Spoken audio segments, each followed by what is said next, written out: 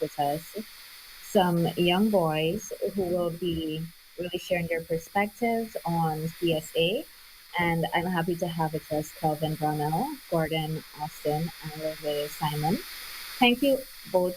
Thank you all so much for joining us today. I'm really looking forward to this discussion because it's always really great to hear the perspectives on the ground from the youths who are coming up. And I do know that it will be quite an insightful one. So, for those who might not be familiar with you boys, would you mind introducing yourself? How about we start with you first, Kelvin? So she's asking you to introduce yourself. Hi everyone, I'm Gordon Austin. Hi everyone, I'm Kelvin Bramel. Um, Good afternoon, everybody. My name is Lavi Simon. Great to have you all here today. So, we've been having these discussions around child sexual abuse, what it looks like, how it can manifest in a lot of different ways. And, as young boys who have some knowledge within the area, could you say what are some of the trends or things that you've noted surrounding child sexual abuse? How about we Well, start with you? Okay, go ahead. We can go free form today. Oh, okay. Some trends that I learned well being trained to be an advocate to this same topic is that poverty is one of the driving factors as to why children in general are being sexually abused. For instance, say uh, a family is suffering financially, so they exhausted all our options. So some parents tend to lean towards their child, forcing them out to do certain things, which leave them vulnerable to predators. For instance, say they would allow their child to do sexual relations with any adult willing to pay for that service. So poverty could be, or poverty is one of the trends that surrounds child abuse, sexual abuse. this another thing is most children are exposed to online. These people are abusing online games and trends such as TikTok. People are abusing the app such as um, inappropriate music and people whining and songs. And there's some artists that condone abuse, violence, such as Skeng and Skilly Bang. Another thing with child sexual abuse and so on is that normally, like when they be doing these trends and listening these type of music, like they feel like they want to now try it out, see how it feels and so on. So that now leads to, well, predators out there who's watching, so they're gonna friend that person and say, okay, well, let me get close to them. So like let's say like they're not getting that attention at home, but that person who friended them, right? Is that giving them that attention, so they feel like, oh, that person is trustworthy, and they might start sending notes and like exposing themselves to that person, and they don't know what that person can do with it. Yeah, thank you all for sharing those very important points. They all align, of course, and contribute towards child sexual abuse. Definitely, we have a culture of violence when it comes to music and media and social media. And it's really important that there's some boundaries that are implemented when it comes to children accessing certain media and technology, because as you boys very aptly mentioned, there are predators out there who are looking to um, prey on those who are vulnerable. It's very important that we are able to really ensure that children are protected within those spaces. So thank you so much for sharing that. Now I know as young boys, you might have experienced in the past or maybe even currently, this idea that you need to do everything that you're told. And if it is that you don't do something and something bad happens, then it's all your fault, right? And sometimes narratives such as this can even come across within child sexual abuse cases, wherein children who are abused are often told that, it's their fault. Maybe they shouldn't have been where they were. Maybe they shouldn't have been doing what they were doing. And we have all these different narratives that comes up. What do you think really drives these beliefs that children can be responsible for the abuse they experience? How would you respond to that? Well, my response to that would be some parents or adults in general would think or blame the child for wearing a certain attire. For instance, if a young female feels comfortable or free to wear a tank top or a short pants because it's her freedom of it's her rights to wear what she feels comfortable with. But certain adults would see this as an invitation for them to move forward, to advance, to force themselves or to advance upon the younger girls. So parents would tend to blame the child, saying, "It's your fault. If you did not wear this, they wouldn't have ever received or gotten the message that you were giving something to them." So because of this now, it creates a stigma to say that you shouldn't wear anything or you shouldn't feel comfortable in what you wear. So another another thing would be purity. A lot of parents are afraid to discuss with the children as they're going through puberty. For instance, saying they they are nervous that their child growing up and they still want to baby them. So because they refuse to talk about puberty with them, it leaves them with lack of knowledge. So now that they have these emotions and these feelings that they can't really explain what's going on now, they tend to go out looking for it.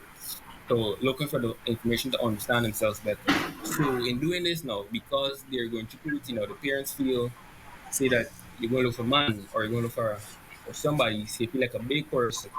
So blaming them because they're going through puberty and they're having certain feelings. They can't control their hormones properly yet because there's never that discussion with their parents talking about the birds and the bees, the do's and the don'ts. So I think those are some of the narratives that lead to blaming of the children in such situations.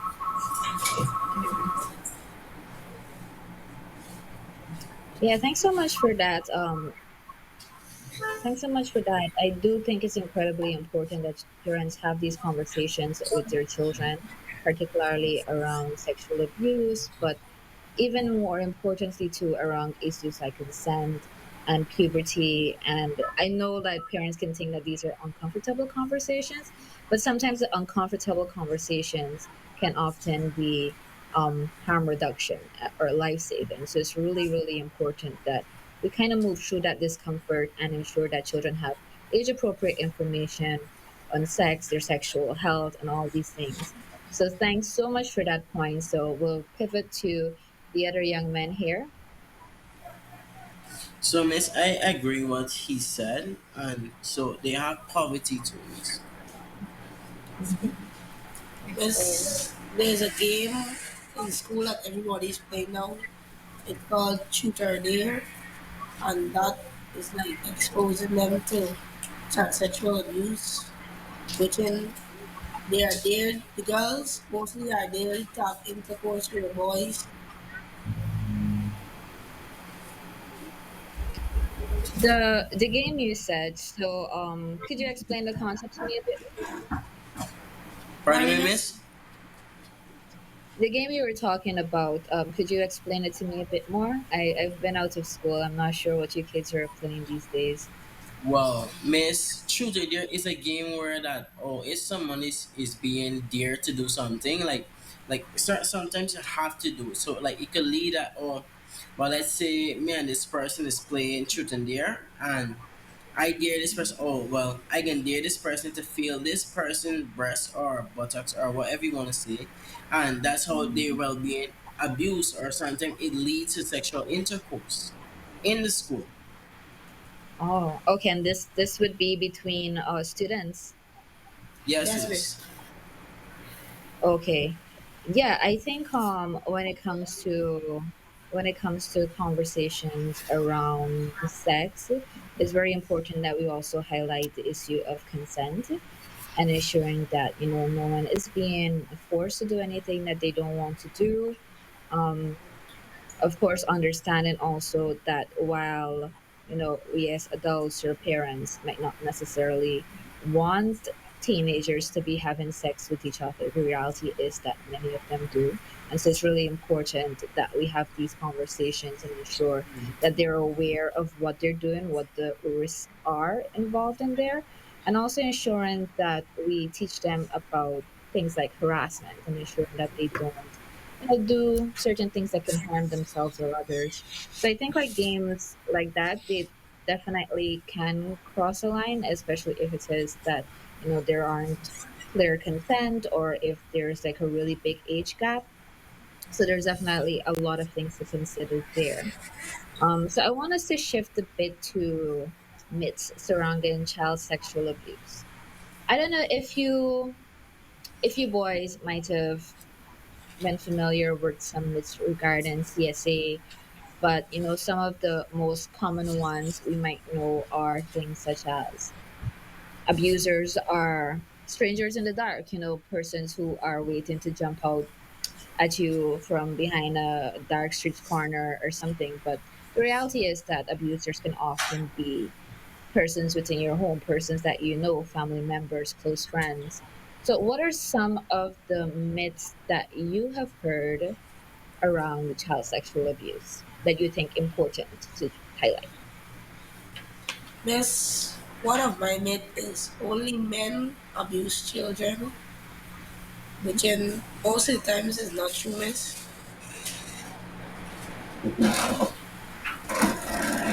That's very true. Go ahead if you were making another point. Okay. Yeah, so on that point, it's very important to highlight that anyone can be an abuser and anyone can be a victim. Oftentimes we do tend to see male abusers. That's what the statistics indicate. But women can be abusers. Persons of different genders can be abusers, and so it's really important that, regardless of what the gender is, that we promote protection of children in all cases and ensure that persons who do abuse are held accountable for their actions. Yeah, miss. And my myth is that sexual abuse only happens in from a poor family. Mhm. Yeah. Do you want to go into that point a bit more? I agree Miss, with you, well, but yeah, mhm. miss. So let's say like, oh well, the family is poor, and let's say the mother is depending on that man so that he can help them out. So like she would just put it under the rug, like don't make anything of it. So like it won't be like no problem because they don't want, well, if they know that, well, if they're gonna report it to the police, right, or the child link, right, that man could be arrested or something could happen and they might end up living on the streets. Yes, but you were saying the myth was that only those who are in poverty experience abuse. So that would be a myth because persons are across all socioeconomic fields, whether they're rich or poor, they can and do experience abuse. And I think that when we often talk about CSA, we do tend to focus a lot on poverty, yes, because it can be a major contributing factor.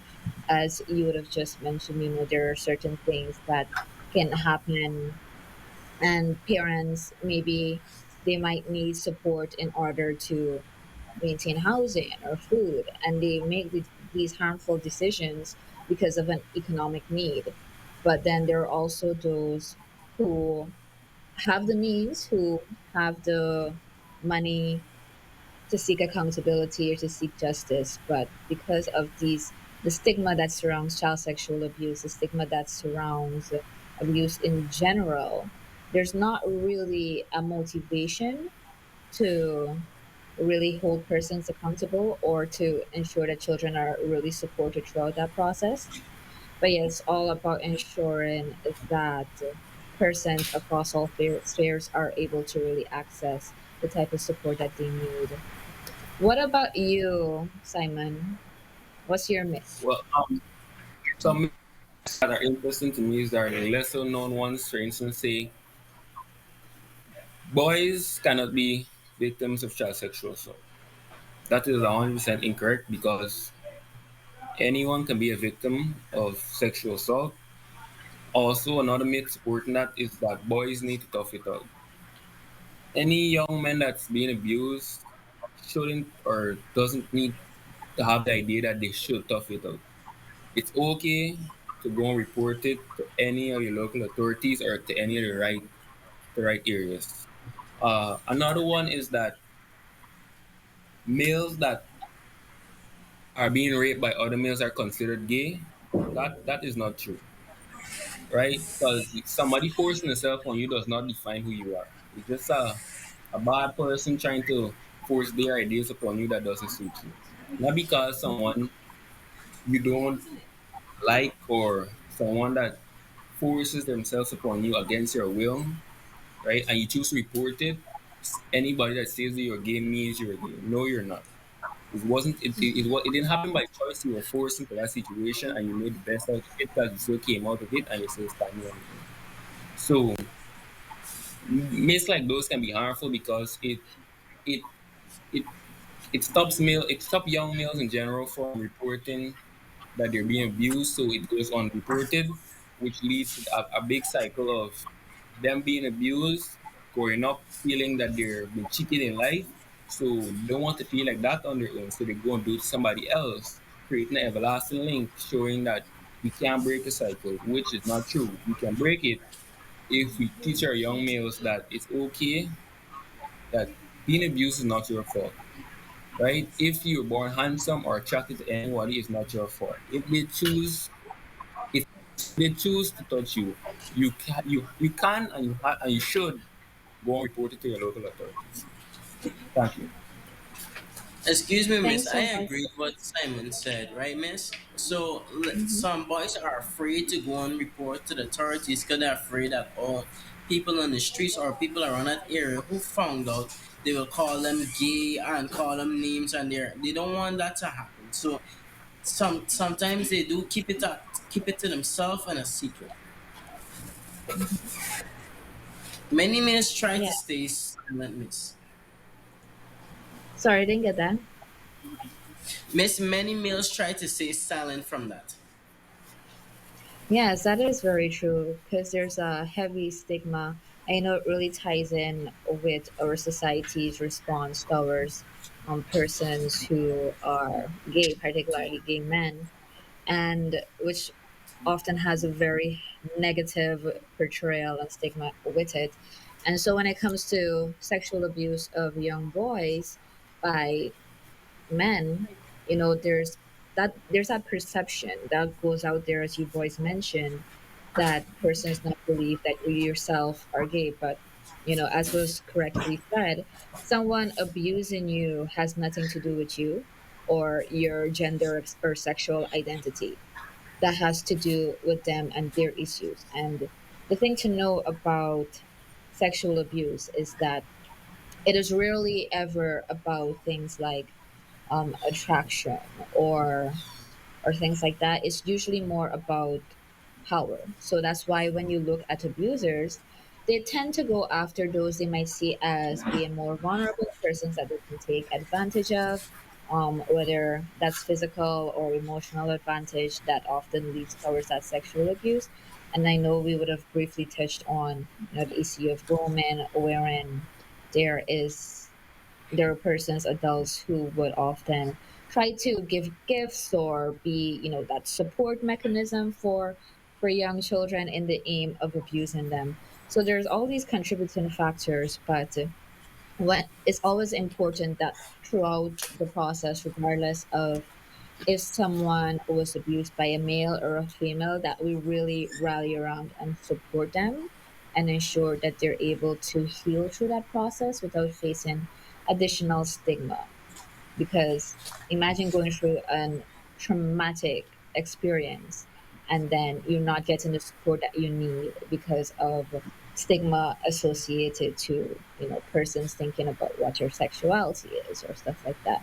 So it's really important that we shift away from these negative stereotypes or belief systems surrounding homosexuality in general, because that is not something that is wrong, and we need to ensure that we're able to provide support to those who are sexually abused, regardless of who their abuser is. So, thank you, boys, so much for those very important points.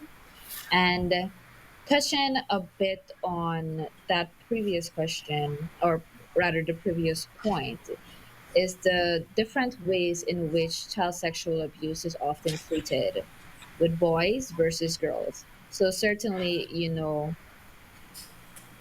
the one we just mentioned is one of them. But what are some of the other things that you might have noted, the other differences in the way boys versus girls are treated when they're sexually abused?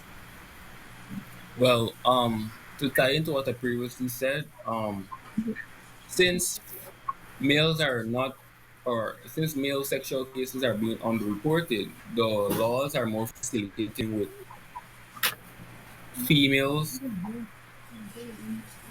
and like the authorities themselves sometimes would deter, turn away males that are being sexually abused by saying things like, "You're a bi. Why are you reporting it? You're supposed to like it," which is not true.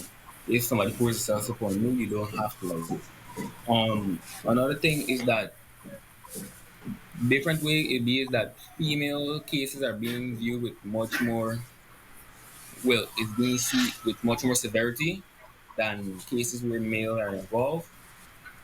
In contrary with where a female, as it relates to a younger male, for instance, say two side by side scenarios where a male teacher has sexual intercourse with an underage student and a female teacher has sexual intercourse with an underage male student.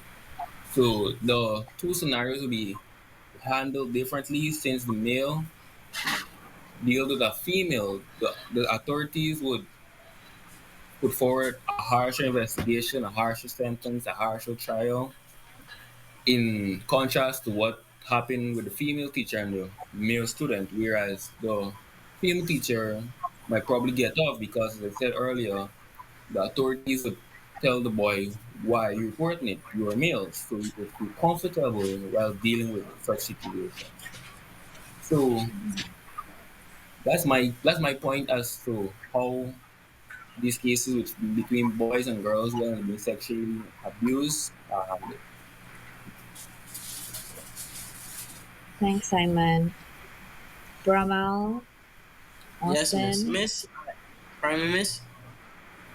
No, go ahead. Oh, miss. I agree what Simon said just now, but boys are being teased, calling names like gay and so. They face a lot of discrimination, and they don't want to speak up or they don't want to report it because of that fact. Could you say what are some of the different ways in which boys and girls are treated when it comes to cases of child sexual abuse?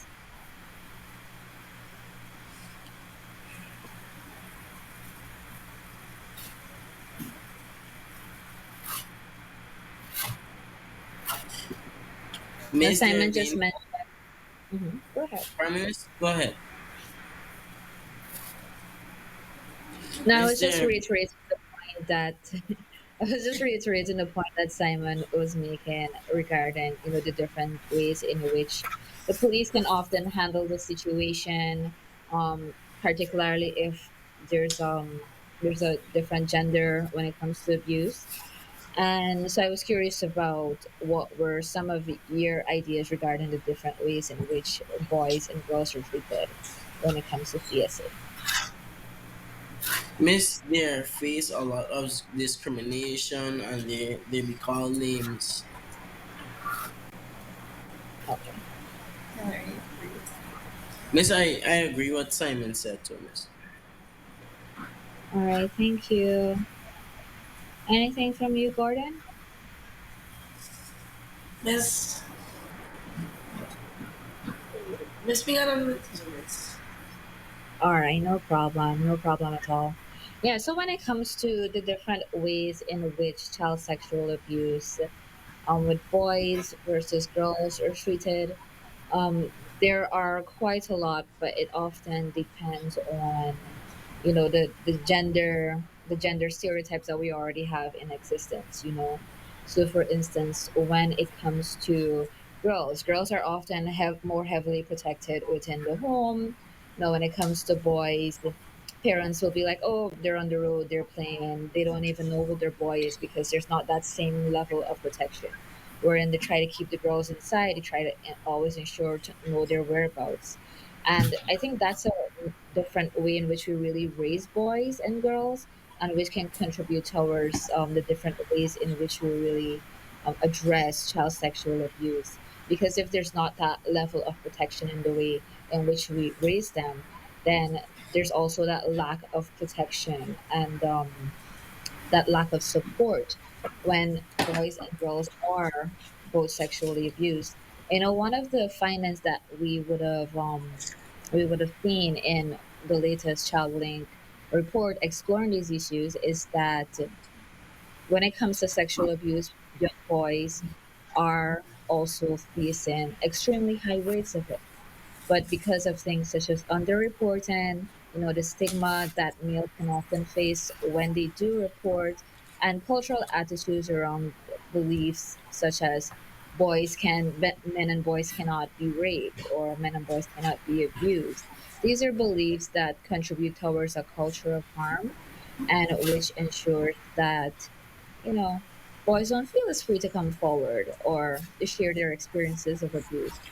So those are some of the different ways in which we usually see it manifest. But yeah, so let's talk a bit about impacts or long-term effects. So as we all know, child sexual abuse can be an extremely, extremely traumatic experience. What do you think are some of the short and long-term effects that this can have on a child? Well, Miss, some of the short-term effects would be the physical things that the outsiders or somebody from a second point of view can see.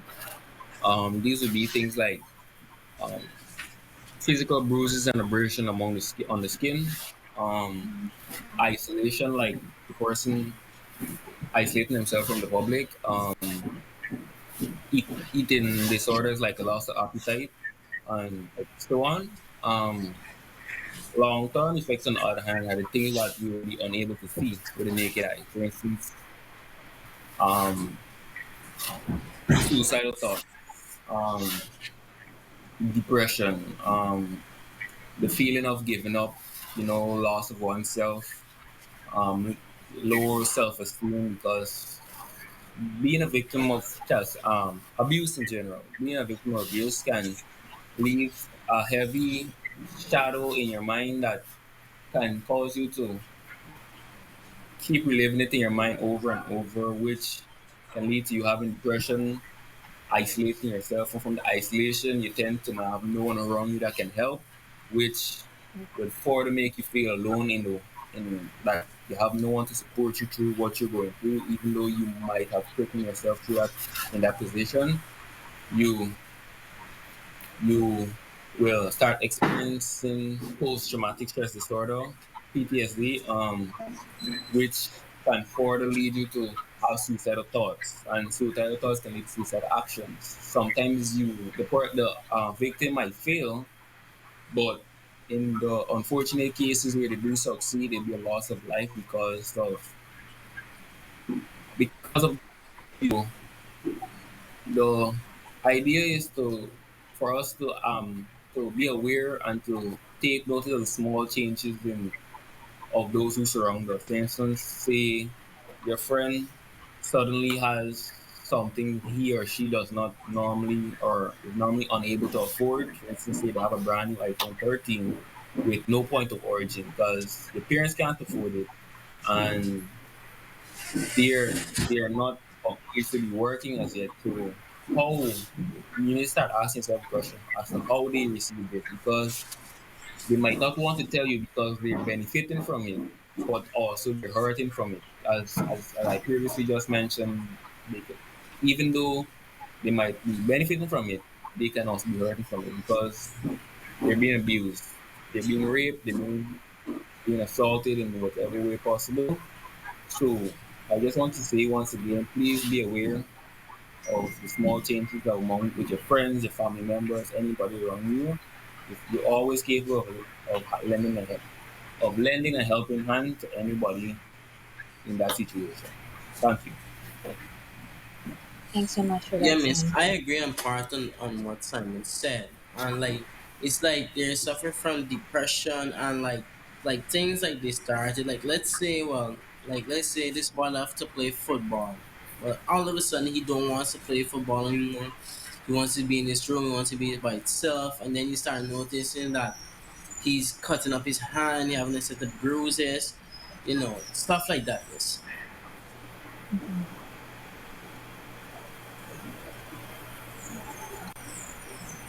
Gordon?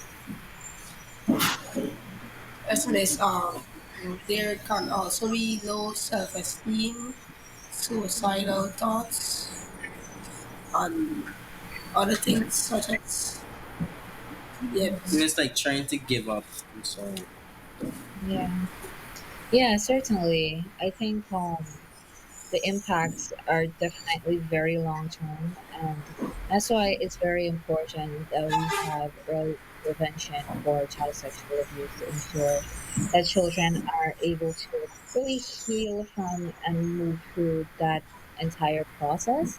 Of course, there are things that will remain, certain traumas that will remain, but it will make it easier if they have that support and if they have that early intervention. Because as you all mentioned, there are a lot of long-term impacts from depression, suicidal thoughts, and just yeah, just the general way in which they navigate life. So thanks so much for sharing that. So I do know that when it comes to resources that can be accessed for children who have experienced sexual abuse, there are places, of course, such as ChildLinK Guyana, and there are the child advocacy centers in different regions. There's also the Ministry of Human Services and the Child Protection Agency that also has these in various regions. So there are a lot of options that you can choose from. Of course, there's also the 914 hotline for those who are looking to get a quick support mechanism. But do you guys know of any additional resources that persons can reach out to? Yes, they can reach out to their nearest help and shelter. Also, they can reach out to the hospital or even the police station or any form of authority, could be the fire station, because they can also refer you to the police station. So there are many options to those who seek. If you're afraid, you can simply go with someone you trust or you feel comfortable with, maybe your mother, your father, your best friend, your uncle, your brother, your sister, whoever you feel comfortable with, you can go and seek help at any of these, at any place that I just mentioned. Miss, I agree on part of what Simon said. And you can also go to like teachers, your headmistress, your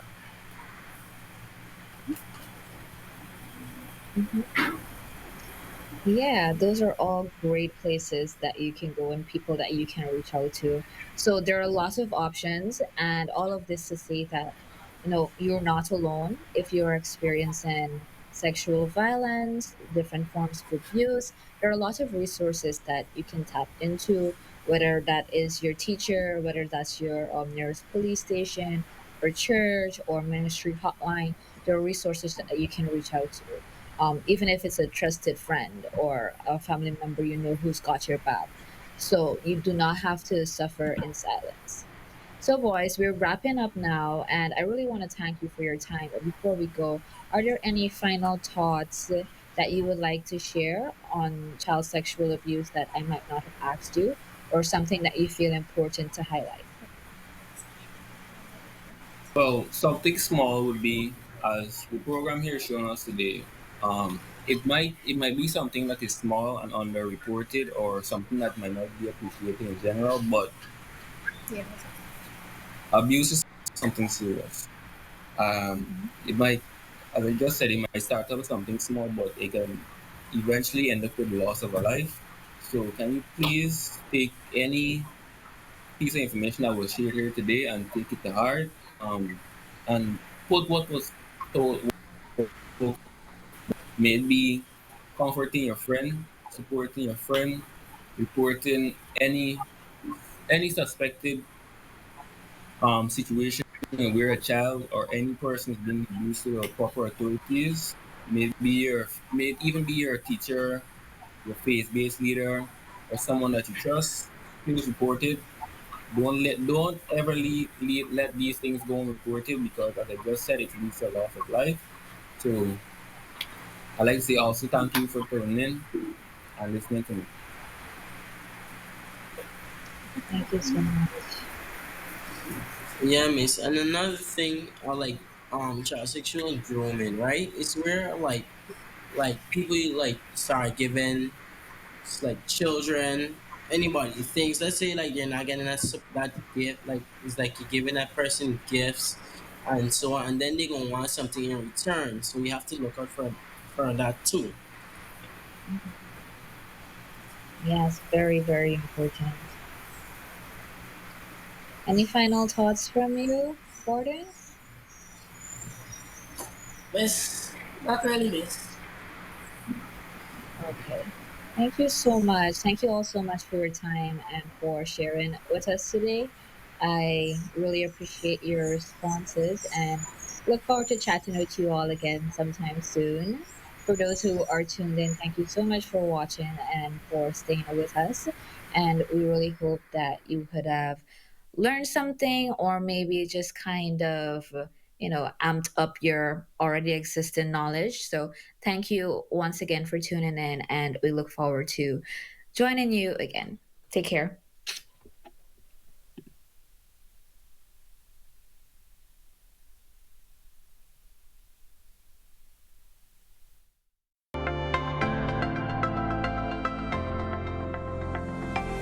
At ExxonMobil.